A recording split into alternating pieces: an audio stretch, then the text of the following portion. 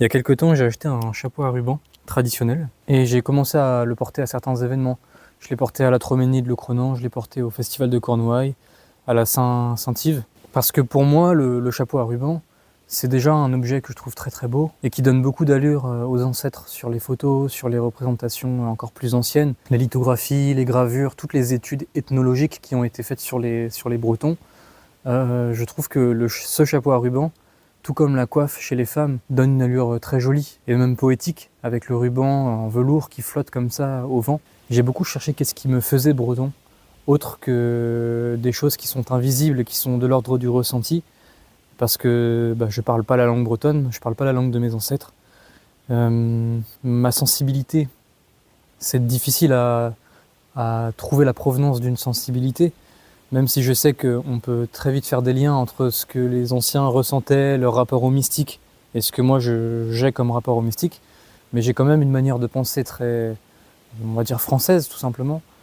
Et dans mon accoutrement, dans ce que je renvoie à première vue, il n'y avait rien de breton, de notable en fait, de quelque chose d'à part. Et c'était une chose que j'avais remarqué il y a longtemps quand j'étais déjà au collège, j'en avais parlé dans la première vidéo de la chaîne. C'est ce vécu qu'on a un peu tous, nous qui sommes nés en 2000, même dans les années 90, d'avoir eu à porter des vêtements premier prix, achetés chez Kiabi, Primark ou autres, avec marqué dessus des annotations, des mots, des choses en anglais tout simplement. Amazing, tout ça, des choses comme ça, même USA, carrément marqué sur les pulls, sur les sweats. Et bien plus tard, ça m'est venu d'imaginer et de rêver de vêtements qui seraient particulièrement bretons, sans être trop à l'écart non plus, mais qui pourraient nous permettre de nous identifier. Et même peut-être à la manière des ancêtres, pouvoir avoir des vêtements qui indiquent si on vient du Trégor ou si on vient plutôt du Léon. Tout ça, c'est de l'ordre du rêve, forcément. Il faudrait un travail immense pour recréer ça, trouver des moyens de production pour produire des vêtements de ce genre, faire en sorte que cela plaise, faire en sorte que les Bretons se les approprient. Tout ça nécessiterait énormément de temps, d'argent et de créativité, évidemment, surtout.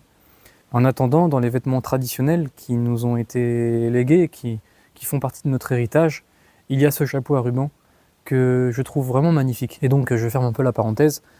Je me suis mis à le porter dans quelques événements, au départ un peu timidement forcément, parce que j'ai jamais porté de chapeau, plutôt des casquettes ou des bobs, mais pas des chapeaux. Et déjà, le porter m'a fait me rendre compte que des gens qui portent des chapeaux, il y en a pas mal. En dessous 40 ans, c'est rare, mais des hommes qui ont plus de 40 ans, il y en a beaucoup. Des femmes, il y en a beaucoup aussi qui portent des chapeaux. Et le porter m'a fait déjà ne plus me sentir comme un adolescent. Vous savez, on reste un peu des adolescents tard, ici en Occident. On n'a pas autant de scission que nos ancêtres, que dans le passé, où vraiment à 18-19 ans, même avant, on allait déjà travailler, et puis on était déjà plus ou moins un homme.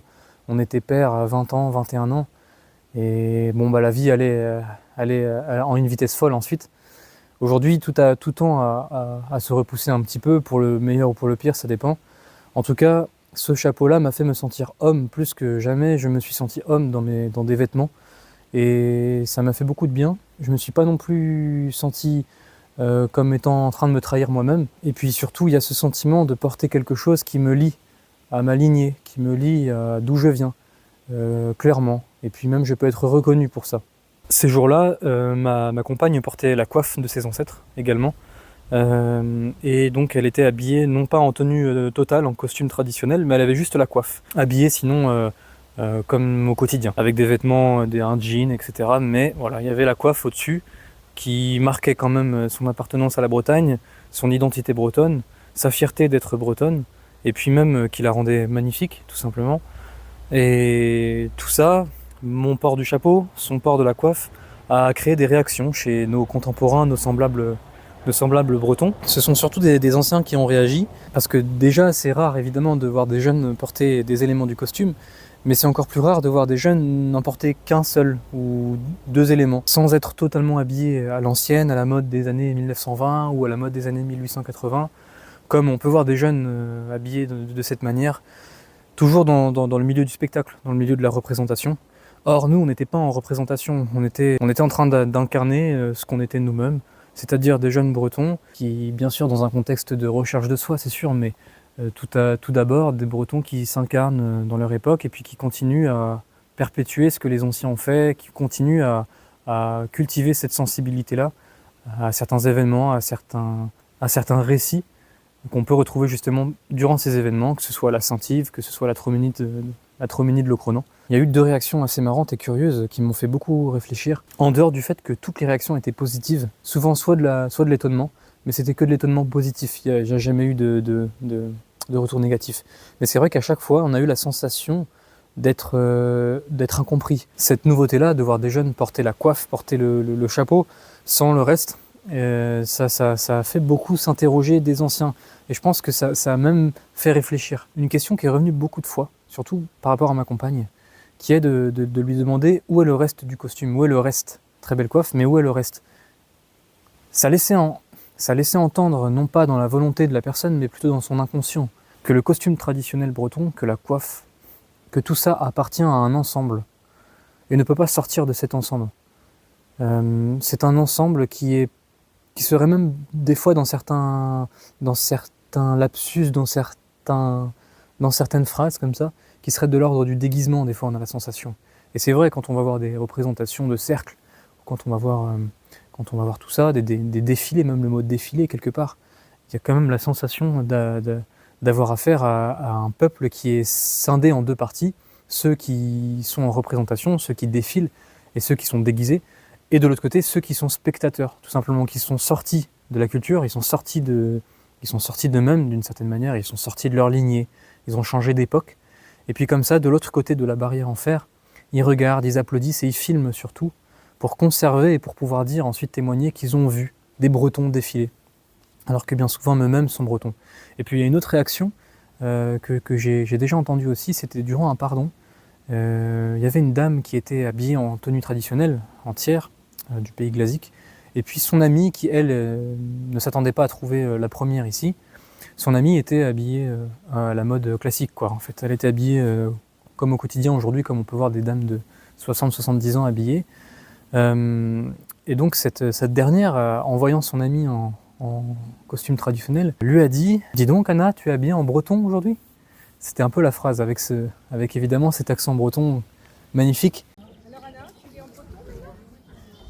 Je me suis dit, mais comment ça, être habillé en breton, Évidemment, je comprends pourquoi on peut être mené à dire ça, parce que c'est un costume traditionnel breton, c'est reconnu par les étrangers comme quelque chose de breton, mais c'est marrant parce que tout à coup, cette dame qui avait l'accent en breton quand elle parlait à son amie, tout à coup on a eu l'impression qu'elle n'était pas bretonne elle-même, qu'elle s'était extraite de la bretonité, et qui, voyant son amie en tenue traditionnelle, eh bien, était comme devant un déguisement, comme devant un peu un spectacle. Alors que, c'est marrant, cette dame est le résultat d'une lignée de femmes qui ont porté ce costume, qui ont porté cette tenue, qui est bien sûr évoluée dans le temps, mais enfin vous voyez où je veux en venir. Et tout à coup, elle s'est extraite de tout ça, elle s'est extraite de l'histoire. Et inconsciemment, évidemment. Mais bon, beaucoup d'entre vous, en regardant cette vidéo, savent d'où ça provient, d'où ça peut venir. C'est tout un tas de causes qui font qu'au siècle dernier, inconsciemment, dans les états d'esprit, dans les mentalités, mes tantes, ma grand-mère, mon arrière-grand-mère elle-même, peut-être un peu moins, c'est sûr, mais ma grand-mère s'est extraite.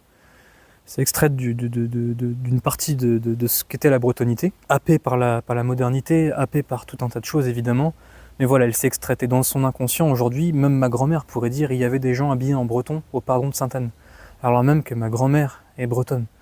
C'est quelque chose de très particulier et c'est une chose à laquelle j'ai beaucoup réfléchi. Comme on étudie de l'ethnologie un peu, c'est très étrange d'étudier ma propre famille, d'étudier mes propres semblables, mes propres voisines qui pourraient être des grandes tantes de cette manière-là, mais je ne peux pas m'en empêcher pour comprendre d'où ça nous vient et pour me situer aussi moi dans mon peuple tout simplement. Nous avons créé 2 sortes de catégories distinctes. Soit on est habillé en breton, c'est-à-dire à l'ancienne quoi, soit on est habillé normalement. Voilà, c'est un peu ça. Porter le chapeau, porter un élément distinctif du costume sans l'ensemble, c'est se situer entre les deux cases. C'est ni être habillé totalement à la moderne, ni être habillé totalement à la traditionnelle. Et ça, on a la sensation, puisque ça ne se voit pas au quotidien, que c'est très étrange et que personne n'y a pensé. Vous vous rendez compte qu'on n'y ait jamais pensé. comment ça se fait. Ça me rend très perplexe qu'on n'ait jamais pensé à créer ou à développer une manière de nous habiller à la bretonne, qui serait ni dans une case ni dans l'autre, mais entre les deux. On aurait choisi un élément du costume traditionnel, un endroit qui est brodé, même un symbole, même un motif, dont on pourrait savoir en le voyant qu'il vient de la tradition, mais intégré dans un vêtement plus moderne. J'ai la sensation qu'on n'y a jamais vraiment pensé, en tout cas pas sérieusement.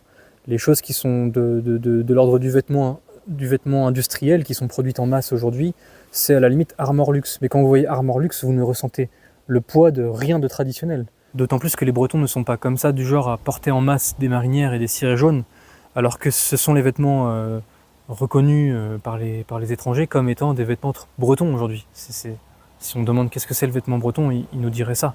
Et au-delà de tout ça, pour revenir à ma compagne et au courage qu'elle a eu pour porter la coiffe, parce que c'est pas évident, on va être regardé, on va être un petit peu scruté, je trouve qu'il y a quelque chose d'infiniment beau et poétique, magnifique, dans le fait de continuer à porter la coiffe de nos ancêtres, qu'elle ait porté la coiffe de son arrière-arrière-grand-mère, comme ça dans un événement public, et d'autant plus qu'elle ait osé porter la coiffe sans le reste. Parce que déjà, elle n'a pas trouvé le reste forcément, il faut pouvoir trouver le costume, il faut pouvoir les faire. Si on n'en a pas hérité, il faut avoir cette chance-là. Elle a eu la chance de pouvoir acheter une coiffe qui était similaire à celle de ses ancêtres, et de la porter comme ça dans un événement et d'être la seule. Cela peut influencer beaucoup de gens positivement, beaucoup de jeunes comme elle positivement, et ramener du beau. Si vous aviez vu le visage des gens en la voyant porter la coiffe, c'est le même visage que les gens ont quand ils arrivent dans un très beau village avec un petit cours d'eau et un petit pont très, très beau, fleuri bien souvent. C'est un visage sincère et purement étonné devant la beauté de quelque chose. Il n'y a aucune intellectualisation qui passe dans ce processus, c'est juste l'étonnement, c'est juste l'émerveillement devant quelque chose de beau. Et c'est ce qui s'est passé à foison pendant la Troménie de Le Crenant, c'est ce que j'ai observé dans le visage des gens, et ça m'a beaucoup marqué de voir que ça suscitait autant de réactions, autant de belles réactions. De plus en plus de gens aujourd'hui en Europe de l'Ouest tendent à porter des éléments traditionnels du vestimentaire, que ce soit religieux ou pas, mais au quotidien on peut de plus en plus apercevoir des gens qui portent des vêtements qui ne viennent pas d'ici, qui viennent d'ailleurs, des gens issus de l'immigration bien souvent, qui sont d'ailleurs toujours des beaux vêtements, qui ont une forme de grâce, une certaine grâce. Et le fait que nous ayons abandonné tout ça, je trouve ça triste, mais plus triste encore et même déplorable, je trouve le fait de ne pas chercher, nous, à les remettre au goût du jour, à les ressortir, à oser le faire, à en être fier, parce que c'est aussi ça, si on est fier de quelque chose, alors on n'a aucune gêne à l'arborer.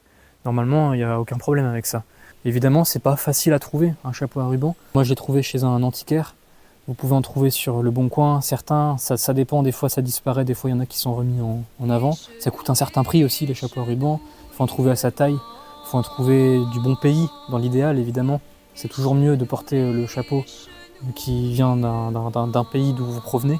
Mais bon, après voilà, c'est une exigence qui n'est peut-être pas appropriée à ce siècle. Et pour la coiffe, il y en a encore beaucoup à trouver aussi justement chez les antiquaires, dans certaines brocantes. Et puis ensuite il y a les cercles celtiques qui peut-être en fournissent, je sais pas, il faudrait se renseigner, mais en tout cas il y a moyen de s'en procurer sans aucun doute. Et si vous faites partie de ces gens qui y ont déjà songé, allez-y, foncez, portez la coiffe, n'ayez pas peur de porter la coiffe, le chapeau. Il n'y a aucune manière de mal porter le chapeau, il n'y a aucune manière de mal porter la coiffe, si vous êtes fier. Voilà, c'est ça le message de fin. N'ayez pas honte et ne vous mettez pas d'exigence. C'est parce que certains, évidemment, dans une certaine logique, dans une vision noble aussi du chapeau et du costume traditionnel en général, pourraient commencer à mettre des critères, à exiger un barème de comment, à quel moment tu portes bien le chapeau, à quel moment tu le portes pas bien, non, ça va pas si tu le mets comme ci, non, ça va pas si tu le mets comme ça. Si vous avez envie de le porter, si vous avez envie de porter la coiffe, portez le chapeau, portez la coiffe. Au départ, c'est sûr qu'on va vous regarder bizarrement. Au départ, ce sera nouveau sur votre tête. Vous qui avez toujours habitué les gens à vous voir avec des casquettes, ce sera forcément bizarre qu'ils vous voient avec un chapeau par la suite. Mais au bout de la 3e et 4e fois, ce sera logique de vous voir avec un chapeau. Ce sera le chapeau de telle personne. Et vous serez fier de le porter. Et vous embellirez le paysage. Et vous lui donnerez un sens. Et en cela, j'encourage vraiment à à incarner ce réenracinement, en plus de le faire dans les esprits, de le faire au moins dans une petite partie du vestimentaire. Et vous verrez que les deux en même temps, c'est très enrichissant.